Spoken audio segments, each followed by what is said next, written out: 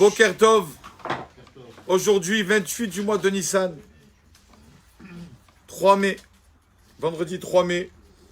Déjà, on va lire ce Shabbat. Vous savez qu'on va lire la paracha de Acharemot. La paracha qui traite de Shabbat. Cette paracha traite sur le service, surtout le service donc au temple au Beth Amikdash, que le Kohen Gadol, le grand Kohen donc, faisait au Beth Amikdash dans le temple. Cette paracha que nous allons lire Shabbat, nous la lisons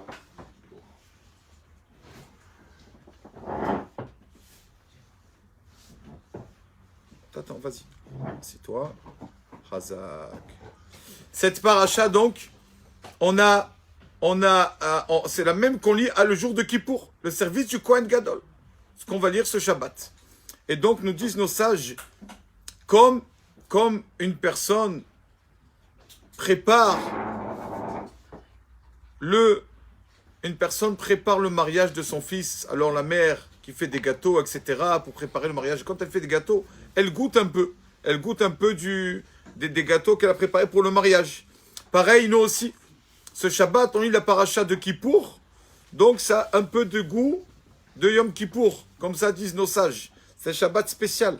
La paracha de Kippour qu'on va lire demain, c'est un Shabbat qui sort de l'ordinaire. Ce n'est pas comme tous les Shabbatot, parce que c'est la paracha de Kippour. Deuxièmement, à partir de ce Shabbat, nous avons le peuple d'Israël a la coutume de lire entre Pessah et Shavuot. Il y a 6 Shabbatot. Nous avons l'habitude, la coutume, de lire chaque Shabbat un chapitre, un pérec des maximes de nos pères, Pirkei Avot. Les maximes de nos pères, on appelle ça Pirkei Avot. Il y a 6 chapitres. On aimerait bien au moins accomplir au moins un morceau, une Mishnah qui est écrite dans ce texte tellement que c'est beau. C'est un livre qui est rempli de moussard, de paroles, de morale. La Gemara, le sage nous dit, la personne qui veut être un pieux, il est obligé de les kayem, d'accomplir ce qui est marqué dans le maxime de nos pères. Et donc, comme on va recevoir la Torah à Shavuot, c'est le don de la Torah, alors on a la coutume, avant ça, de lire les Pirkei Avot, maximes de nos pères, qui traitent surtout de la conduite d'un homme envers autrui, comment se conduire envers les autres. Et on sait qu'on ne peut pas recevoir la Torah, on ne peut pas être dans la Torah si avant de faire attention à la Torah, on ne fait pas attention à autrui. Ça va ensemble. Donc pour bien recevoir le don de la Torah, nos sages nous ont dit chaque semaine un chapitre de Pirkei Avot. Un chapitre, donc justement, des maximes de nos pères. Et donc, ce qui arrive à lire ça chaque Shabbat, c'est magnifique. Il y a tellement de morale dans tout cela, dans Pirkei Avot. Parce que avant d'être dans la Torah, il faut d'abord avoir des bonnes mises, des bons caractères. On peut être un grand connaisseur en Torah, et malheureusement, chas v'shalom, avoir un caractère comme une bête, Dieu préserve, bestial. Donc c'est pour ça que nous dit d'abord nos caractères, d'abord la moussard, le moral. C'est avant les mitzvot, faire attention au kavod des autres, à respecter les autres. Tout le monde connaît l'histoire de Rabbi Israël de Salant, qui une fois ses élèves sont venus lui dire à Benou, on va faire à Pessah, veille de Pessah, des matzot. C'est une grande mitzvah de faire des matzot, veille de Pessah, dans un four, spécialement pour les matzot. Faire très attention. Attention de ne pas laisser la pâte fermenter, moins que 18 secondes, etc. Il faut taper la pâte toujours pour pas que ça fermente. C'est un travail très compliqué, vous faire des matzot, veille de Pessah. Ils ont dit, Rabbeinu, donnez-nous des lignes de conduite à avoir pour faire les matzot, pour ne pas qu'on trébuche et que ça devienne du chametz, que ça fermente. Il leur a dit 2 lignes de conduite. Il y en a 2. Lesquelles, Rabbeinu, quoi? Qu'est-ce qu'on doit faire attention à quoi quand on fait une matzah? Il leur a dit 2 choses. Premièrement, ne faites pas trop de bruit pour les voisins. Faites attention de travailler à des heures où ça ne dérangera pas, ça ne prendra pas du sommeil des voisins. Oui, d'accord, Rabbi, mais sur la matzah elle-même, Non, il leur a dit ça l'essentiel. Pas déranger les voisins. Deuxième chose, Rabbeinu, il leur a dit la propriétaire des locaux, c'est une dame veuve qui a perdu son mari. Faites attention de ne pas la blesser ou ne pas lui faire de la peine, de lui faire du mal. Parce qu'elle a déjà assez souffert dans sa vie. C'est ça, Rabbi, les matzot, c'est ça? Faites attention à ça, vous verrez. Vos matzot, elles vont être comme il faut. Kesherot, comme il faut, ça va être des bonnes matzot. L'essentiel, c'est ça. Pas que la mitzvah même. Bien sûr, la mitzvah est importante de faire attention, quand on fait des matzot, à faire attention à tous les points halachiques. Mais il y a ce qu'il y a autour, le respect des autres. Donc, je vais raconter une histoire. Même la raconter, c'est difficile, tellement qu'elle est belle. Donc justement, je suis tombé sur cette histoire parce que j'ai vu des commentaires sur Pirkei Avot, que dans le Maxime de nos pères, une des Mishnah, un des enseignements qui va dans le chapitre de ce Shabbat, d'accord, c'est Ve'eve dan et kol adam le katzerut. Essaye de juger chaque personne favorablement. Et on le sait tous comme c'est dur. C'est vrai, dès qu'on a une parole d'un tel ou de celui-là, on le prend mal. C'est vrai qu'on se vexe, c'est vrai qu'on est susceptible et tout. Et des fois, des années, on garde en nous. Et finalement, mais on a mal, parce qu'on a mal jugé. Des fois, c'est notre regard c'est pas la parole de l'autre personne qui était mauvaise, c'est notre regard qui était mauvais. Et donc, une histoire, justement, comme hier, c'était Yom HaShoah. Donc, ça tombe bien. Une histoire qui s'est passée il y a à peu près 15 ans, avec un jeune garçon, un Bahou Yeshiva, un étudiant dans Yeshiva, qui était à Bnei Brak. Vous savez qu'à Bnei Brak, c'est une ville où il y a beaucoup de Yeshiva. Et donc, cet élève-là se promène, sort un peu de Bnei Brak, sort de cette ville Bnei Brak, et il arrive à la rue Jabotinsky. La rue Saba, c'est à Ramat Gan, c'est vraiment à l'entrée de Bnei Brak, et il voit une affiche. On a besoin d'Arouf, on a besoin urgent, on a besoin d'une greffe de moelle osseuse pour un garçon malade. Une greffe de moelle osseuse, les personnes qui sont prêtes à être bénévoles, voilà la copatroline, l'endroit où le docteur, où il faut aller se renseigner, faire les examens pour voir si on est compatible, etc. Et lui, il voit ça, ça lui tient à cœur. Je peux sauver une âme. C'est marqué, tout celui qui sauve une âme, c'est comme s'il sauve un monde entier. Olamoum le haut. Je vais aller faire la mitzvah. C'est pas tous les jours que se présente une mitzvah comme ça. En plus, je peux aider les autres tant que ça, et à moi, ça me coûte rien. Ça ne fera pas de mal. Quand une personne donne un rein ou quoi, c'est autre chose. Bon, après qu'un rein, on peut vivre. Mais là, donner une greffe de moelle osseuse. Donc, il décide d'aller chez le docteur. Il va chez le docteur. Il fait les tests. Et avant de faire les tests, j'ai oublié de dire, il prie Hachem. Hachem, si moi mériter cette mitzvah, de sauver une âme, je veux mériter. Fasse en sorte, Hachem, que je sois compatible avec cette personne, ce malade, pour pouvoir lui donner greffe de moelle osseuse. Et donc, il va faire les tests. Et Baruch Hachem, il ressort tout heureux. Après quelques jours, le médecin lui dit, écoutez, revenez. L'appel revenez, il faut qu'on parle. Prendre rendez-vous, Baruch Hachem, vous êtes compatible. Il est tout content d'être compatible. Et il demande une chose au médecin. J'aimerais bien rencontrer la personne à qui je vais donner ça. J'aimerais bien lui parler un peu, j'aimerais savoir qui c'est. Ça me fera encore plus plaisir de le faire. Il dit, il n'y a pas de problème. On fixe mercredi prochain rendez-vous. Toi, avec cette personne. Il dit, mais je te dis la vérité, il n'y a aucun rapport entre vous deux. Toi, tu es un religieux, tu as une barbe, tu habites à Bnei Brak et tout ça. Lui, il est de Ramat Gan. D'accord, c'est pas. Il a dit alors, on est des frères ou pas? Qu'est-ce que ça change? Religieux ou pas religieux? La religion ne doit chas ve shalom. C'est pas ça qui doit. Aucune chose, aucune raison il y a pour séparer deux frères, pour mettre en dispute deux frères chas ve shalom. Donc il lui a dit alors, religieux, pas religieux. Les frères, je suis content de l'aider. Donc il se rend compte, commence à parler les deux. Eh oui, d'où tu es et tout, merci beaucoup, comme tu es gentil. Et Baruch Hashem. Donc il y a certains liens d'amitié qui se créent entre ce jeune garçon Baruch Yeshiva religieux et entre ce jeune malade qui a besoin de greffe de moelle osseuse. Et donc, Baruch Hashem, ils sont tous contents.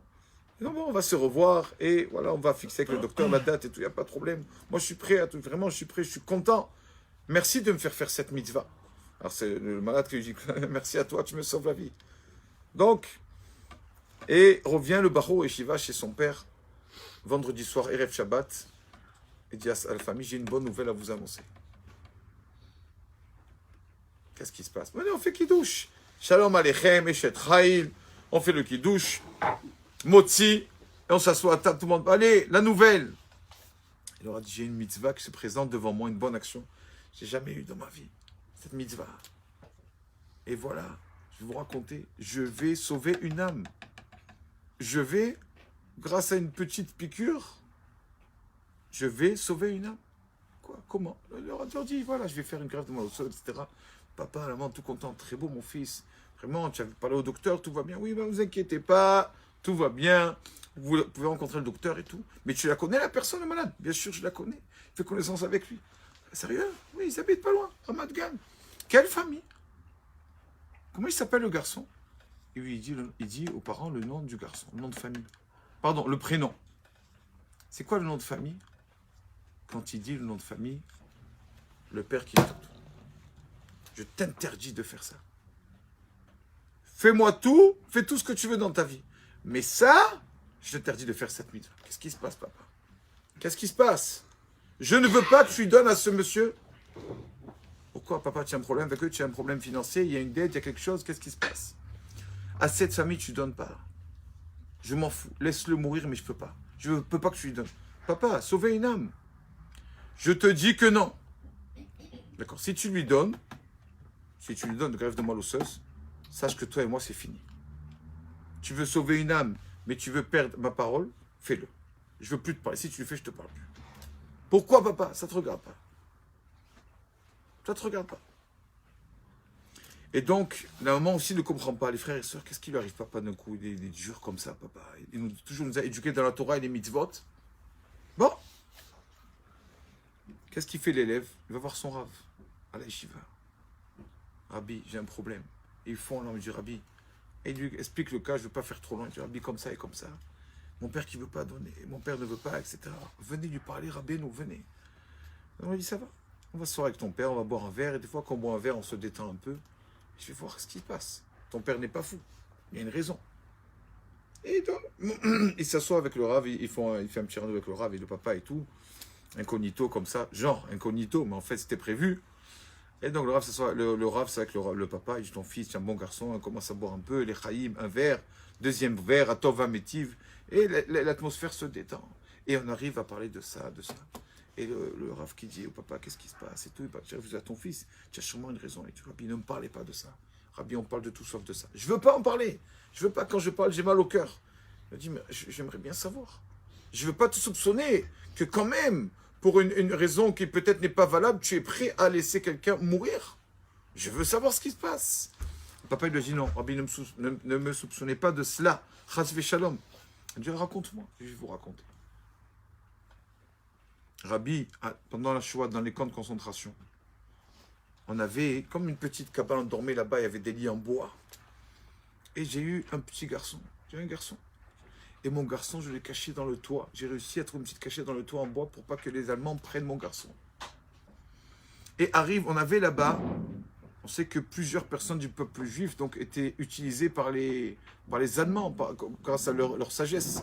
Et il lui a dit, il y avait là-bas un juif, un maître artificier, qui un jour rentre avec deux Allemands et qui commence à fouiller avec un bâton. Il y a un bébé ici dans cette cabane. Il commence à fouiller à Bélo. Et il trouve mon bébé. Il trouve mon fils. Il prend mon fils par le bras, comme s'il lui tord le bras. Il prend, il va avec ses deux Allemands, ils sortent. Et quand il sort de la cabane, j'entends deux coups de feu. Rabbi, ce maître artificier-là a tué mon fils. Vous savez qui est ce maître artificier? C'est le père de ce jeune-là. Le père de ce jeune, qui est malade maintenant, a tué mon fils dans les camps de concentration. Et moi maintenant, je vais lui donner ça? Rien du tout, on ne lui donne rien. Le Rav lui a dit, tu es sûr que c'est lui? Oui, j'ai entendu les deux coups de feu. Un, deux, dès qu'ils sont sortis. Il n'y a plus mon fils, il a tué mon fils, c'est un assassin. Je ne veux pas lui donner, je veux pas, même que, je veux pas. Il lui a dit, bon, mais là c'est son fils, c'est pas lui. C'est pas pareil. Là c'est le père qui a assassiné ton fils. Mais là c'est le fils qui est malade. Non, je veux pas. Je veux rien lui donner. Il lui a dit, écoute, viens, on va voir le père. On va voir ce qui s'est passé. Rabbi, je veux pas, ne pas remettre le couteau dans la plaie, ne réveillez pas en moi cette peine. Le Rav lui a dit, moi je pense que je devrais venir lui parler au papa. Ça sent, on parle. Il n'y a pas mieux que de parler et de se dire les choses. Alors on va parler. Il dit, Rabbi, j'aime pas vous refuser. D'accord. Et le Rav qui fait ce rendez-vous-là, tendu entre le père du malade, donc le maître artificier, et le malade, et donc avec cette Bahou Yeshiva et son père. Donc on s'assoit ensemble. Et donc quand ils se voient, on imagine l'atmosphère, la tension. Personne ne parle. Et le Rav qui dit, qui veut parler en premier? Alors, le maître artificier, donc le père du jeune malade qui dit, je veux parler. Oui, qu'est-ce qu'il a à dire? Il a dit, ça fait des années que j'attends ce moment. Ça fait des années que j'attends ce moment. De pouvoir te parler, mais je ne pouvais même pas t'approcher. Tu ne veux même pas me parler, m'approcher. Alors le papa qui un peu s'enflamme et qui dit, qu'est-ce que tu as à me dire? Qu'est-ce que tu veux me dire? Tu as tué mon fils. Qu'est-ce que tu vas me ramener mon fils? Il a dit, laisse-moi parler. Laisse-moi parler pendant 5 minutes. D'accord? Laisse-moi. Je vais te raconter comment ça s'est passé. Sache que quand je suis rentré là-bas, dans la cabane, quand tu avais ton fils dans le toit, on m'a dit de rentrer, bien sûr, pour le tuer. Et donc j'ai pris ton fils, et il y avait les 2 Allemands avec moi. J'étais obligé de prendre ton fils. Mais moi, tu crois que j'ai le cœur de tuer ton fils, un bébé? Tu sais ce que j'ai fait? J'ai entendu 2 coups de feu. Oui, 2 coups de feu, j'ai tué les 2 Allemands. J'ai pas tué ton fils. Les 2 Allemands, je les ai tués. Mais après, j'ai eu peur de me faire attraper. J'ai eu peur pour ton fils. Qu'est-ce que j'ai fait? Je l'ai donné. Et ton fils a été pris au couvent. Dans un couvent. Après. Et quoi? Et les Allemands, quand ils ont vu ça, ils ont voulu me punir. Mais ils ne pouvaient pas me tuer. Ils avaient besoin de ma sagesse pour comme je suis maître artificiel. Ils avaient besoin de moi. Qu'est-ce qu'ils ont fait, les Allemands? C'est ce qu'ils m'ont fait. Ils m'ont touché physiquement. Ils m'ont fait une piqûre pour que je n'ai plus d'enfant. On dit, tu n'as pas tué l'enfant? Tu n'auras plus d'enfant. Et donc, à cause de cette piqûre, comme on fait les Allemands, j'ai plus d'enfants. Donc, quand s'est fini la guerre, tout ça, je suis allé au couvent récupérer cet enfant. Tu sais qui c'est cet enfant? C'est ton fils. Le voilà. Le fils qui est malade, là, ça, c'est ton fils. Celui qui a besoin de greffe de moelle osseuse, c'est ton fils, c'est pas mon fils. C'est ton fils. Et donc, on imagine, bien sûr, on voit tout le monde dans l'arme. Et le papa qui retrouve son fils, comme si c'était la résurrection des morts. Il croit que son fils était mort. Voilà. C'est ça, cette histoire sur Evedan de Kavzerhout. À quel point on doit des fois juger favorablement. À quel point, jusqu'à où ça va. Pendant des années, il a cru qu'il avait tué son fils. Il a sauvé son fils. Le contraire. Pendant des années, on ne se parle pas. Finalement, qu'est-ce qu'on voit de nos jours? C'est une histoire magnifique, ça peut être comme ça. De nos jours, des fois, on ne se parle pas dans les familles. 2 ans, 10 ans, 15 ans. Non, il m'a dit cette parole. Mais est-ce que tu as compris ce qu'il a dit? Est-ce que tu l'as entendu dire cette parole? Est-ce que tu l'as vu dire cette parole? On t'a dit non. Ton cousin, ta belle-sœur, ta belle-mère a dit ça sur toi. Est-ce que tu as entendu? Souvent, à cause de ça, on se bousille la vie. Voilà, c'est ça les Kavzerhout. C'est ça d'essayer qu'on essaie, Bezrat Hashem, dès qu'il y a quelque chose, pas de suite, prendre à cœur et s'enflammer, réfléchir vraiment à ce que la personne a dit ça, à ce qu'il s'est passé. Et des fois, quand on cherche à découvrir la vérité, on découvre la vérité, on voit que finalement, il n'y avait aucune intention maléfique, c'était en fait, au contraire, des fois c'était bénéfique pour la personne, mais c'est là son regard justement qui a été transformé. Shabbat Shalom Uvorach. Shabbat Shalom. Avec